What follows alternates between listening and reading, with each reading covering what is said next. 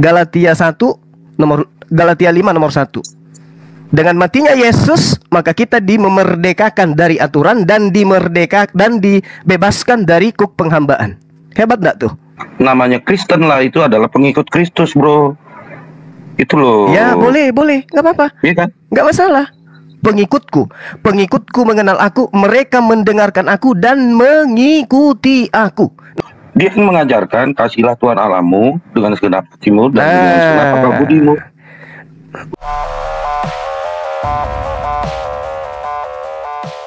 Tidak ada satupun yang berani berkata, akulah jalan dan kebenaran dan hidup. Hanya Yesus yang berani berkata seperti itu. Ayo kita berpikir, siapa dia? Kenapa hanya dia yang berani berkata seperti itu?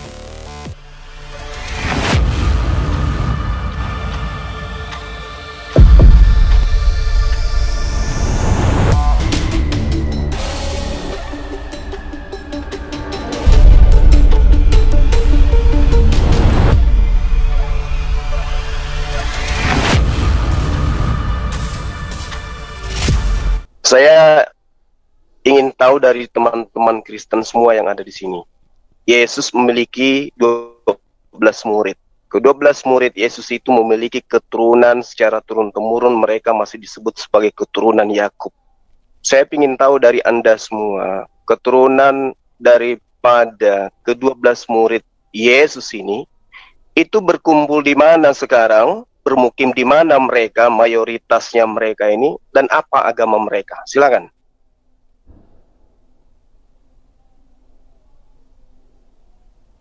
Silakan dijawab. Jawabannya lu cari sendiri ke Badan Sensus Israel sana, turunannya mereka. Iya. Itu jawabannya. Oke, baik.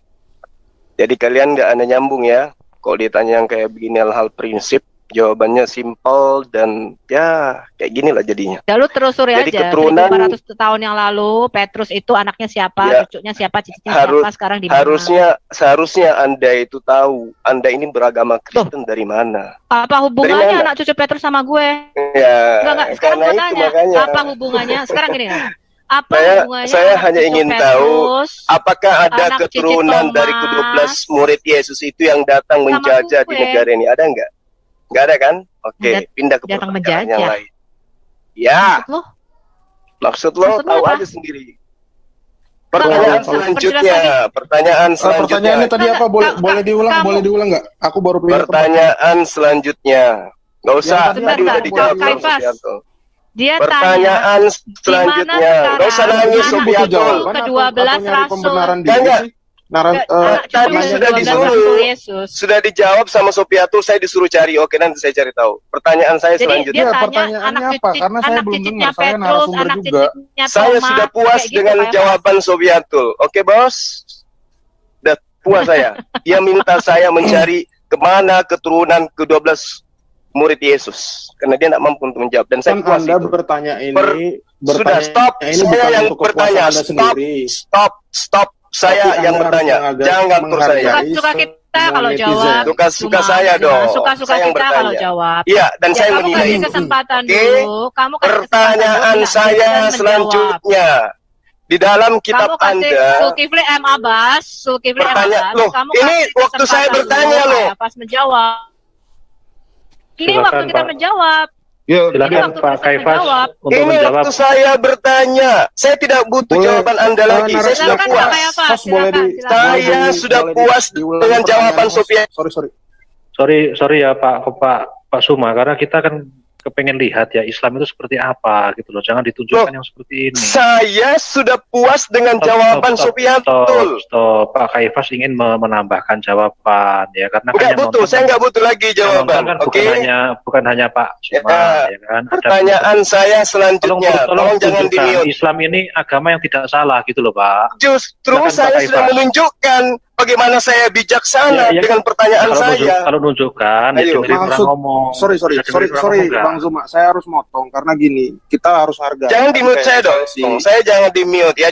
Cukup saudara-saudara saya yang lain jadi korban kalian. Ngerasa belum terjawab. Saya bikin co-host, tenang Pak. Gitu. Saya bikin co-host ya. Saya sudah Tadi kan puas si Mas dengan Nandar jawaban belum Sobiatul. puas. Saya nggak butuh lagi jawaban yang lain. Kok maksa sih?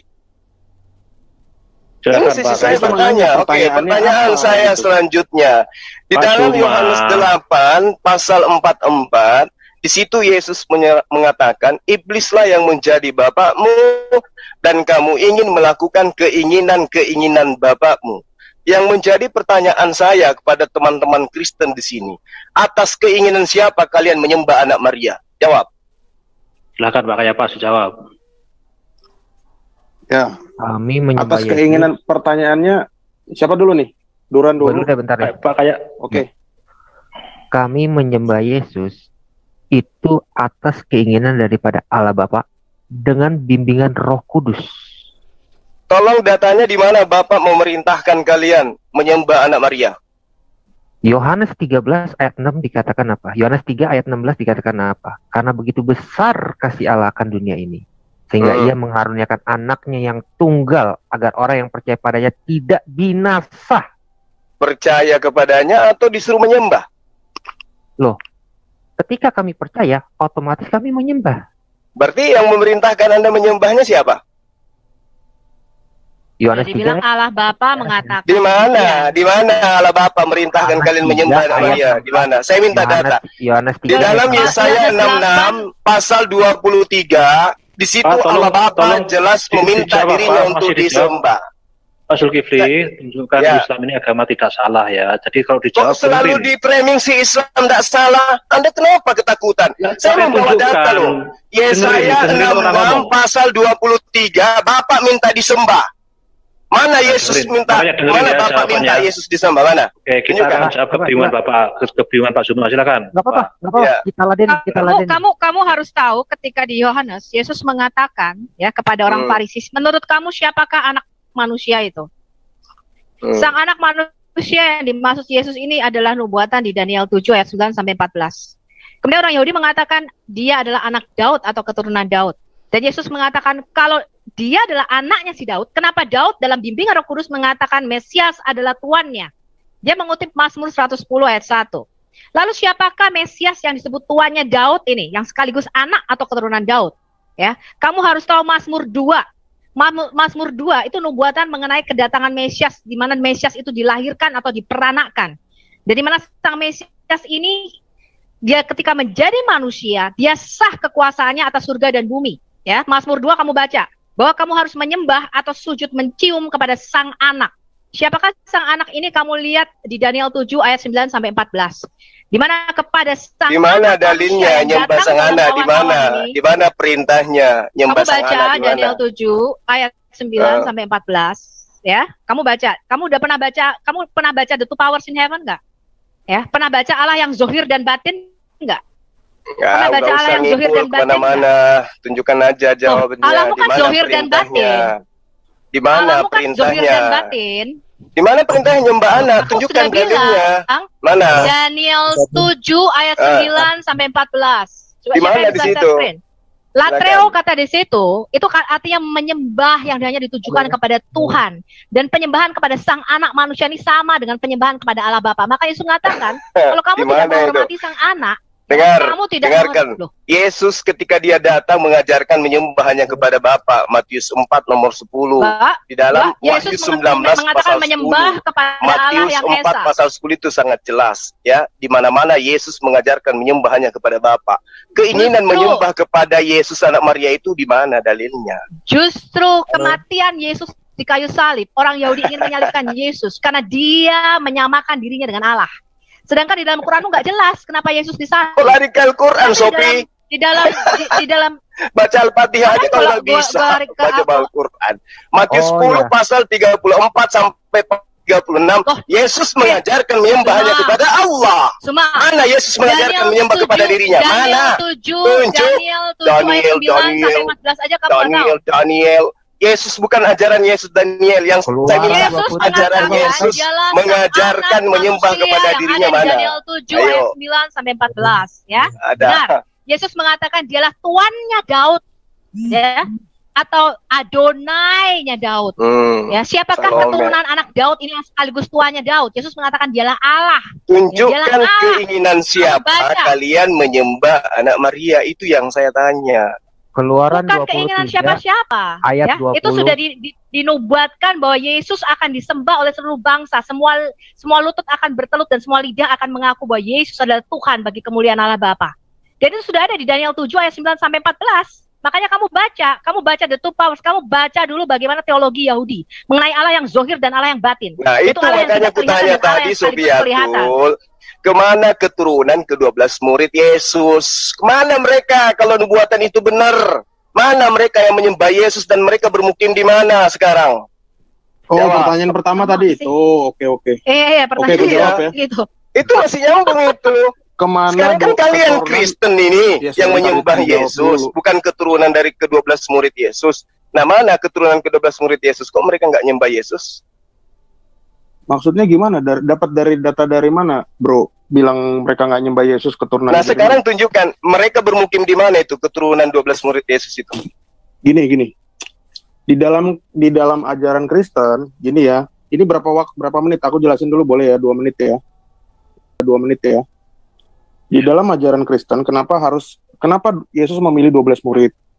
Karena itu untuk menggantikan 12 suku Israel, bro. Nah, 12 murid ini diberi amanat agung, Matius 28 ayat 19. Mereka menyebar ke seluruh dunia. Thomas ke India, terus Matius ke Ethiopia, Markus ke Mesir, Andreas ke Turki, terus ada yang ke Petrus awalnya dari Syria, terus dia ke Roma karena mengejar Simon Magus dan Yakobus di Yerusalem. Mereka semuanya nyebar, bro. Bahkan saya kasih satu data, saat ini gereja Ortodoks Yerusalem itu masih keturunan dari Yakobus. Yakobus saudara Yesus, bukan saudara kandung ya. Itu masih keturunannya.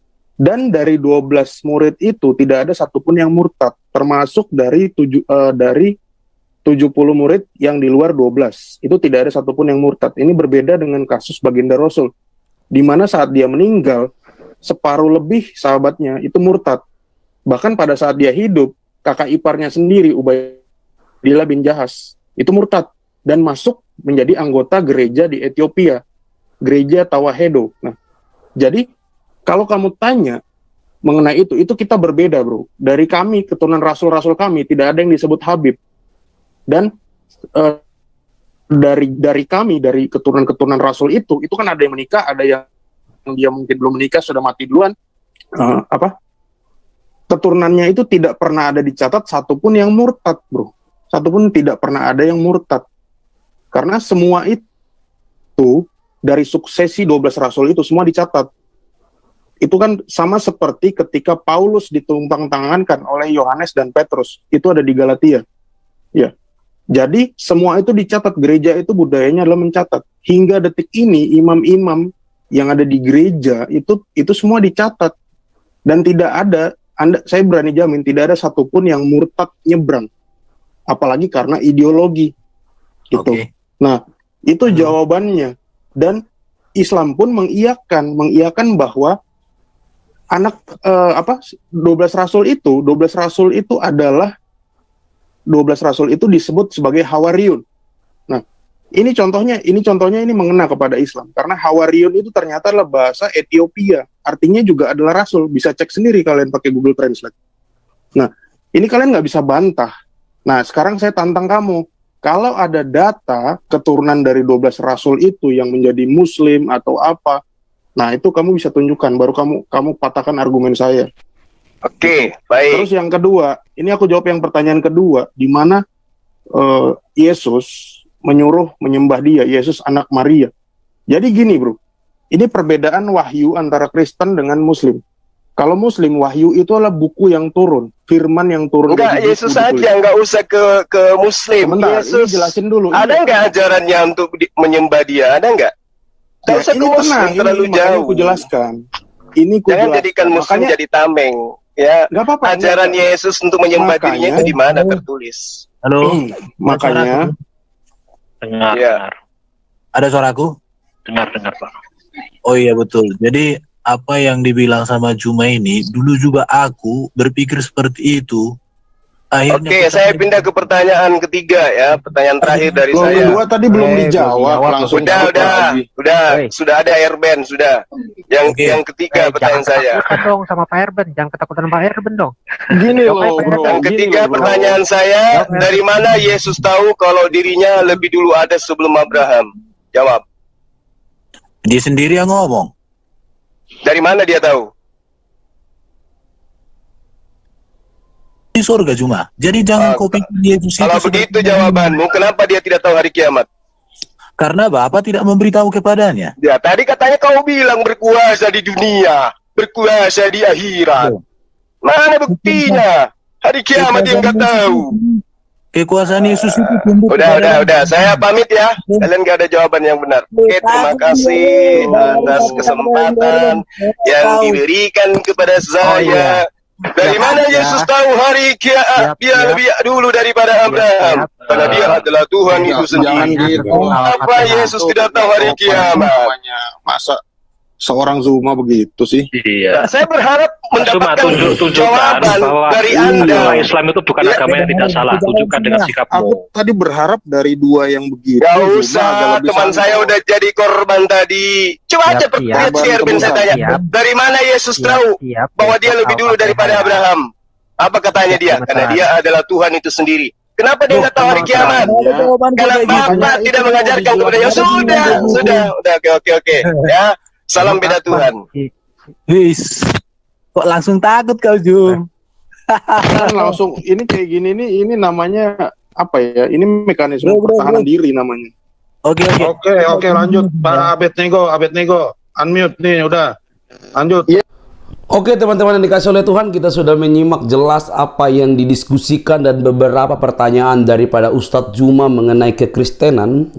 Kita ibaratkanlah dia tidak mengerti karena dia berada di posisi bertanya dan seorang muslim, otomatis dia tidak mengerti apapun tentang kekristenan. Ya, selama ini kita bisa mengikuti debatnya, diskusinya, hanya klaim semata.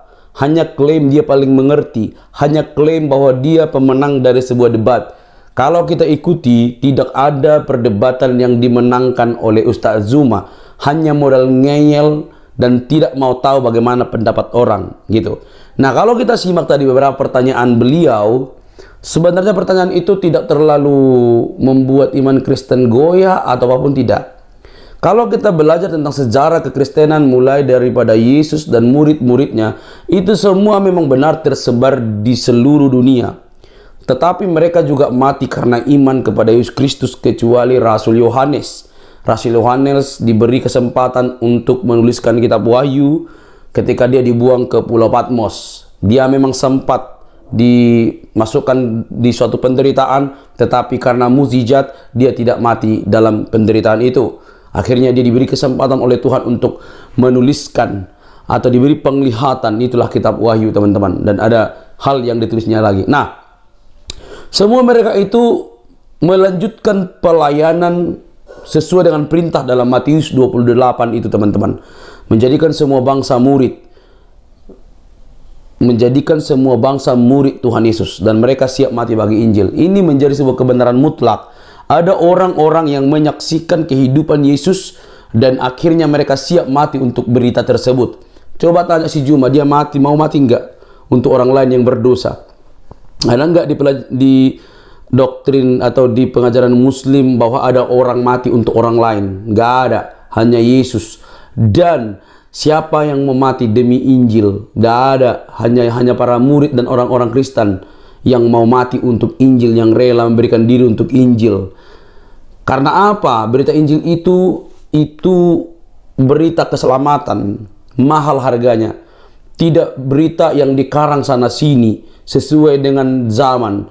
Dan kalau diuji langsung ngamuk ya. Kita tidak memakai dari Injil-Injil palsu, Injil-Injil apokrif. Kita tidak memakai itu karena tidak masuk standar, tidak ada. Bukannya tidak masuk standar, itu bidat semua. Dan kalau misalnya teman-teman Muslim mengakui itu, ya silakan saja, tapi itu tidak diakui dalam kekristenan. Nah, teman-teman dikasih oleh Tuhan, Kita bisa melihat bahwa pengetahuan dan pertanyaan daripada Ustadz Juma dijawab dengan baik oleh para apologetik ini, teman-teman. Perhatikan dengan baik, dijawab dengan baik, dijawab dengan data dari Alkitab. Tetapi orangnya memang bukan untuk belajar, hanya untuk cari sensasi di room Kristen ini. Kenapa saya bilang begitu? Coba, dia mau belajar nggak itu? Tidak mau belajar. Dia hanya mau menghancurkan. Oh, kalian tidak bisa jawab. Stop, segala macam.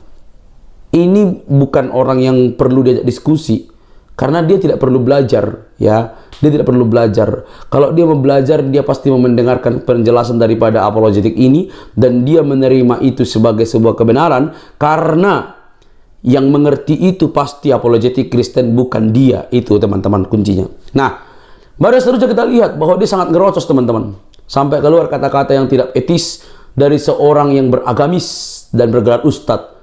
Saya tahu artinya itu karena mereka sering mengucapkan itu di berbagai channel mereka. Sampai fitnahan terhadap Sofiatul ini pun sering mereka lakukan. Tetapi itulah ya, orang Kristen tidak membalasnya dengan seperti mereka mengucapkan kata-kata kotor. Orang-orang ini kan bebas saja membuat mulut mereka itu dipakai oleh iblis, dipakai oleh setan, dipakai oleh kata-kata kotor gitu. Jadi, tetapi yang saya bawahi, dia kan berkelas ustadz dan dilihat oleh banyak orang. Etisnya, kata-kata begitu tidak perlu dikeluarkan, teman-teman, ya. Nah, kita bisa menilai sampai sejauh mana ilmunya si Juma ini sebenarnya. Dan saya menyarankan tidak perlulah diberi kesempatan untuk Juma untuk masuk dalam room Kristen. Merugikan sekali. Tidak ada untung dan tidak ada faedahnya. Dia hanya pengen, kalau kata Erben ya, hanya seorang pendebat polemikus yang meriam bambu. Meriam itu hanya bor gitu. Setelah itu nggak ada otak, nggak ada isi sebenarnya, ya, teman-teman. Nah, mari teman-teman Muslim nilai sendiri. Setelah itu dia tinggalkan, kan? Dia tinggalkan room seolah-olah salam beda Tuhan. Yang beda Tuhan kok, beda Alkitab. Kamu yang masalah, Islam yang bermasalah kepada Kristen. Kita beda Tuhan, beda Alkitab, beda kitab, beda pemahaman, beda doktrin. Tapi kenapa ustadz-ustadzmu, kenapa para mualaf doyan sekali mencari nama Nabi Muhammad di Alkitab? Ini kan urusannya beda lagi. Tanpa Al-Quran, Kristen itu berdiri kokoh, Alkitab berdiri kokoh. Tapi Al-Quran harus nyentil-nyentil ke Alkitab. Paham gak sampai situ? Kamu jangan bilang salam beda Tuhan. Memang beda, dari dulu pun beda. Kalian aja mencari-cari nama Nabi Muhammad di dalam Alkitab. Yang nyata-nyata tidak ada, ngarang-ngarang doang. Hanya bersilat lidah. Kamu tipulah semua umat Muslim. Karena Anda tidak suka dengan arkeologi, Anda tidak suka dengan ilmu pengetahuan sejarah. Ya kan? Karena sejarah di dalam kekristenan dan Islam itu berbeda. Itu lengkap dalam kekristenan. Coba dulu, gimana runutnya turunnya Al-Quran? Pasti kau bingung lagi. Kau bilang turun dari langit. Kenapa Utsman bakar? Segala macam. 23 tahun kalau nggak salah penulisan Quran. Kenapa? Kedebuk bentuk buku. Tapi ada yang menulis, ada yang membakar, ada yang makan kambing. Dimakan apa lagi itu? Jadi teman-teman itu nggak siap sebenarnya. Jadi kalau teman-teman pengen pintar, belajar sungguh-sungguh, pengen tahu kekristenan, belajar dari apologetik Kristen, belajar dari orang Kristen. Jangan belajar daripada ustaz-ustaz nggak ngerti dia itu.